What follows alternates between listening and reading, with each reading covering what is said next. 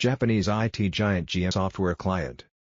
Japanese internet services giant GMO Internet Incorporated has launched a new mining software client designed for mining Zcash, ZEC, on graphic processing units, GPUs.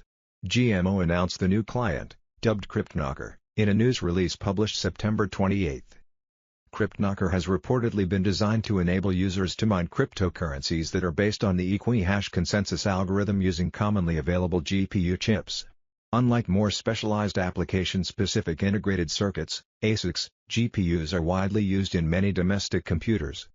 As previously reported, when Zcash's developers unrolled Equihash, the mining algorithm Zcash, as well as a number of other cryptocurrencies run on, they argued the ASIC-resistant algorithm would work to take transaction verifications out of the hands of a concentrated handful of miners. GMO has today said its new mining software client will be free to download, but that the firm will take a 2% cut on any mining profits to offset its development costs. GMO argues that at a mainstream individual level, software that enables efficient calculation processing is an important factor in successful mining. CryptKnocker is just one of many forays by GMO into the crypto space. The company already runs its own GMO Coin crypto exchange, a major mining operation, and has even embraced paying a portion of its staff payslips in Bitcoin, BTC. As today's news release notes, this summer GMO also unveiled next-generation ASIC chips based on highly advanced 7nm semiconductor manufacturing technology, which the firm says are scheduled to ship as part of new mining machines by the end of October.